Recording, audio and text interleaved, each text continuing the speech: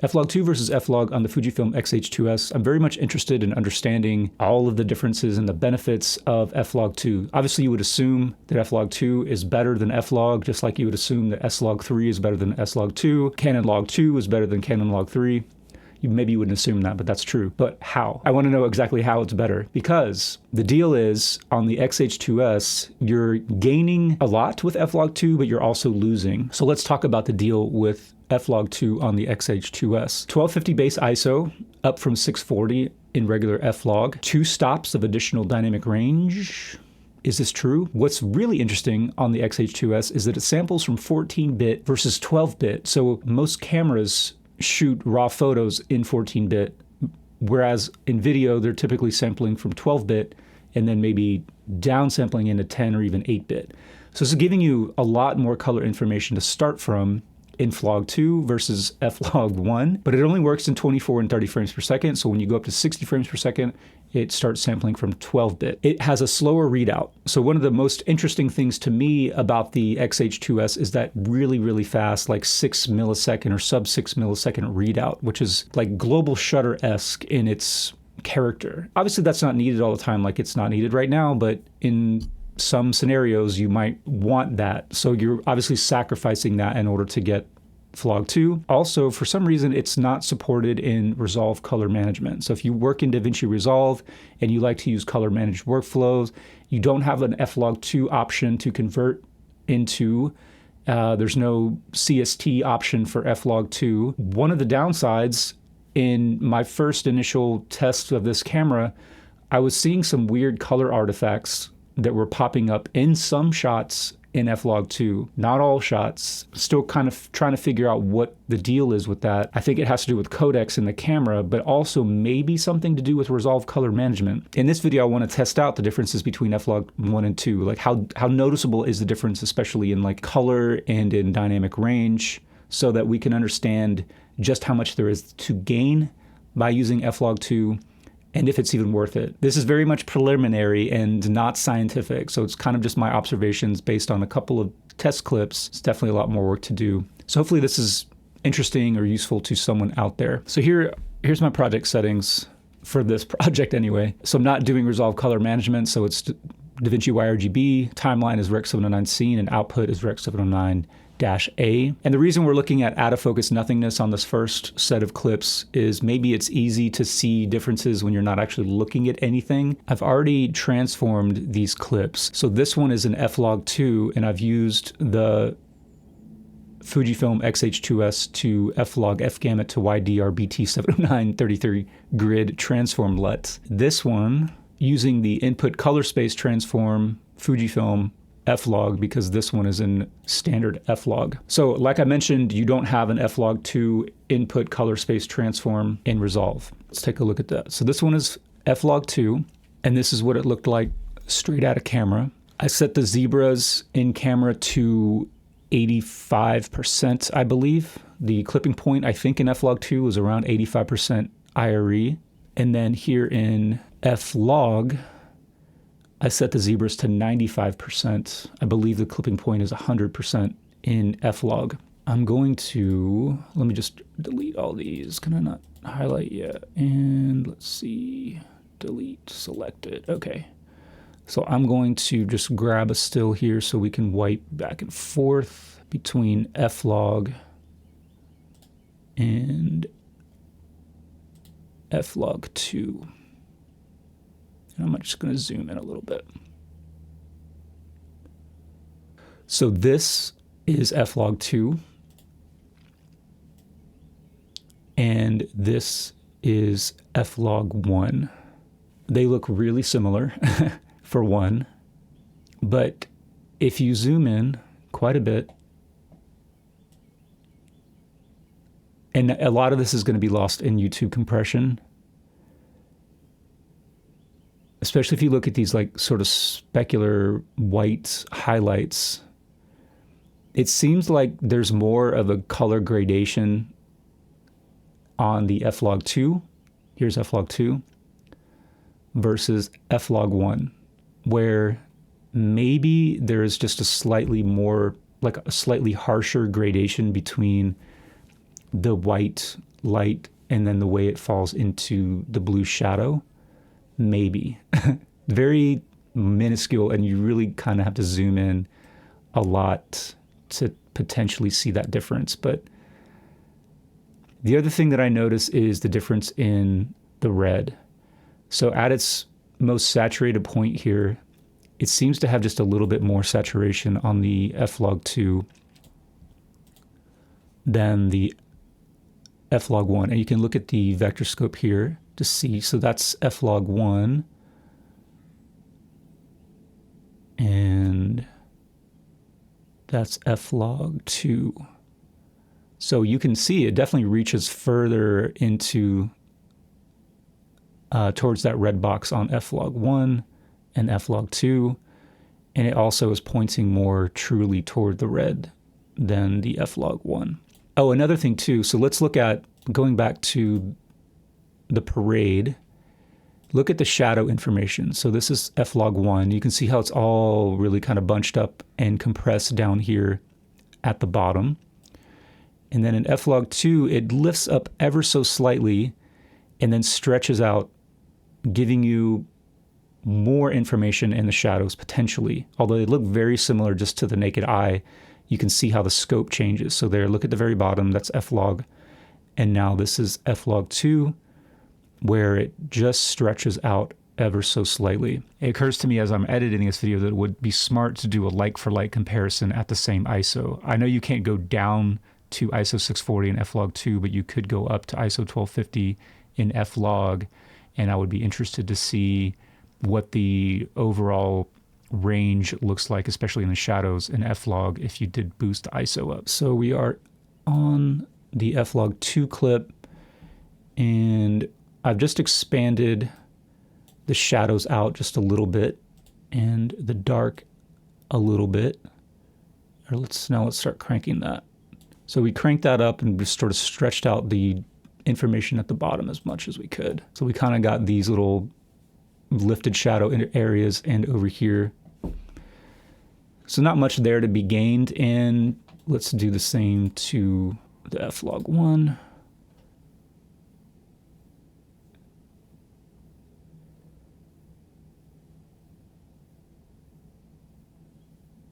You're getting just a little bit more stuff down here. There's just a little bit more to be had in the f-log2 versus the f-log.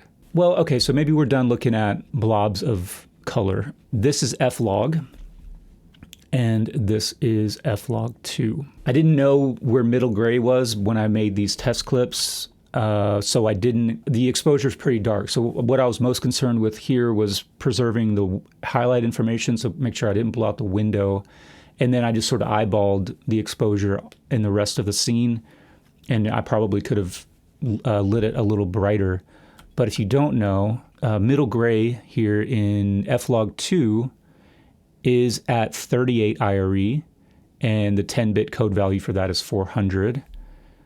And the middle gray for f-log is 46, and the 10-bit value for that is 470. Unfortunately, on the X-H2S, the zebras don't go below 50, so you can't use zebras to expose for middle gray. You're going to need an external monitor with either zebras that go that low or something, or a waveform. You could obviously expose for middle gray using a waveform, which of course does not exist in the X-H2S either, unfortunately. So that's just some added information if you needed it. And that's what I would typically do. I would expose for the highlights. So on f-log2, I set the zebras to 85%, and I was getting just a little bit of a zebra down here on this little hot spot. And then on f-log, I set the zebras to 95%, and same thing, I got a little bit of zebras down here, and you can see they're exposed pretty similarly. And then I eyeballed the exposure again. So you would expect there to be more highlight information in f-log2 versus f-log based on its higher base ISO, and you would expect to have more shadow information in f-log versus f-log2 based on its lower base ISO. It seems to me that you just get more information across the whole scene in f-log2, and that might have to do with the 14-bit color. All right, so let's just look at this one. Punch in a little bit here, make sure that I got a shot that's a little bit in focus. One thing that I was struck by right off the bat was how sharp and how much detail there is in f-log 2. So this is f-log, just looking at my face, and then coming over to f-log 2, and it just is like, boom, pores, detail, sharpness, and the sharpening is in noise reduction or all, whatever the minimum is in camera sharpening, and the noise reduction is also turned down to its lowest setting in both. But it seems to me like you just get this crazy amount of detail in the f-log 2 image. So this is f-log 2, and this is f-log. The biggest difference to me is the saturation in my hat and in my skin. So the hat is more saturated in f-log 2.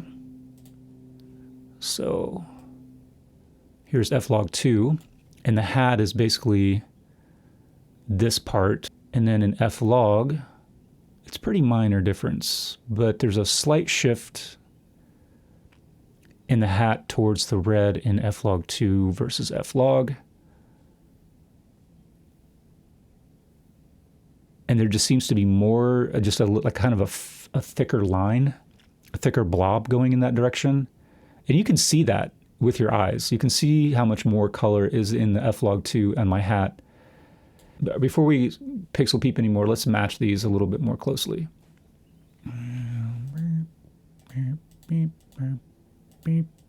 Okay, these look closer. And you can look at the parade and the waveform.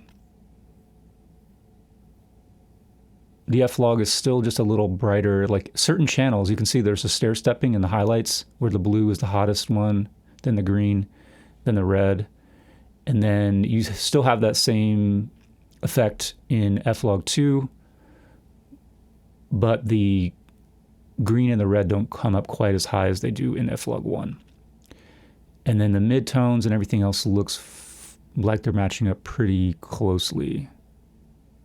So when you do that, it's where I think you can start seeing a little bit more of the advantages of f-log 2. I just think that there's just more variation in the colors. It's more vibrant, I guess you could say, but there's just more, it's just more true to life. I just think so. If you look at the subtle variations between, you know, the window light coming in and the paint on the wood trim around the window, the blinds, even this little tube light here, it seems to be more similar. The tonality is more similar, or the hue is more similar on f-log, which is what we're looking at here, versus f-log 2, which is what we're looking at here. There just seems to have more difference, I guess. But these are really, really subtle differences. And if you look at the monitor, there's this little white patch here and then this gray patch over here. So this is f-log. And then f-log 2, the white seems to be more like a pure white, whereas this is just kind of getting this overall cast, you know? What I'm trying and struggling to say, I think, is that there's more richness and variety in the color tones possible in the f-log 2. So like in the different shades of whites, there's more variation in the f-log 2, whereas in the f-log, everything seems to be getting a similar cast to it with less variation in the shades of white. Look at the red on this and this little orange. There's just more color information, more saturation in f-log 2 versus f-log, f-log 2, f-log. Okay, last little test here. This is f-log and f-log 2, f-log, f-log 2. These are extremely similar. Again, I use 95% zebras in f-log and then 85%. So you can look at the waveforms and see how close these are. Nothing is really clipping in either one. The highlights are about the same. Things seem a little bit more compressed on the bottom end on f-log, but this is after I have done some pushing and pulling of the image, so I probably just did it a little differently. There's a shift. Obviously, in the hues is a little bit different. I think it's a little bit cooler overall. Let's take a look at the vector scope and see if that's borne out. So that's f-log and f-log 2. Not really. They look exactly the same. There's just more saturation in F-Log for some reason than F-Log 2 in this instance. Going back to that detail theme, if you look down here, this is F-Log 2 and F-Log. It just seems like F-Log 2 is just pulling out little more bits of detail down here than F-Log is. And I don't know if that has to do with color information or what. It's a really subtle difference. I mean, and we're doing extreme pixel peeping here. These shots were like the very first things that I shot with this camera. So I was not paying attention to zebras. I didn't have the zebra level set. I was exposing using the meter and also my eyes. And I don't even know how to change the meter settings. I was just looking at the camera trying to figure out like where the meter settings are, and I couldn't find them. So these are the default meter settings in the camera. I was trying to make sure I didn't clip, but these shots are overexposed by maybe a stop according to the meter. If you expose that way, it looks like you've got a lot more headroom in F-Log 2 than in F-Log. So for example, this shot is in F-Log 2, and I've done a lot of stuff to it. So this is what it looked like straight out of camera with the conversion LUT already applied to it. So you can see it's definitely overexposed by some amount. And let's go ahead and just add this node back to it. So I brought the exposure down, and you know, you're not losing anything in the highlights. Even like these really specular highlights, they're still well within the boundary. So that's pretty cool. Let's see. I think there's, yeah, right here where this, he's backlit and just getting the full blast of the sun. So these are, this is gone, right? That's clipping. Even though we're still within the boundary of what should be the clipping point, but that's okay. Like, you can clip something like that. I think your eye would probably clip there too. But you have a pretty impressive amount of headroom, because that's what it looked like coming out of camera. But we were making sure that we weren't clipping in camera for the most part. And that's what you can retain. Versus F-Log, which is clipping here, but there's no way to get this back. It's a much hotter level of clipping. That's kind of like nuclear clipping. That's what it looked like coming out of camera. And we can't even get this back, and that's probably getting a little posterized. So that's not good. And that's not to say that there's more dynamic range in F-Log 2. I just think there's more headroom because it's compressed more. Remember that the IRE level of F-Log 2 for clipping is set to around 85, whereas in F-Log it's set to 100. It's not that I think there's less dynamic range in F-Log necessarily based on this. It's just that we were already pushing it further in camera than we were with F-Log 2. All that to say, I don't know what it is to say. I don't know if that was a very effective demonstration of the differences. They're very slight, and I don't think they're going to matter to a lot of people out there. You could easily, in my opinion, you can easily just use F-Log or Eterna or whatever you want to use. And as long as you expose it properly, you're going to get a really good image out of it. And you don't have to worry about any of the quirks of Resolve color management. It's all going to be supported. So whatever you like to do, it doesn't really matter. You can just use F-Log and it's going to be fine. Also, you're going to get the benefit of that blazing fast readout speed on the sensor. As for F-Log 2, yeah, I think there is an improvement. It is noticeable, but it is very subtle. And it's really only going to be apparent if you pixel peep. If you really, really absolutely need the flexibility of the images. I don't know. Hopefully that was helpful somehow, some way to somebody. And yeah, thanks for watching, and see you in another video. Oh, my stomach is growling. Growling.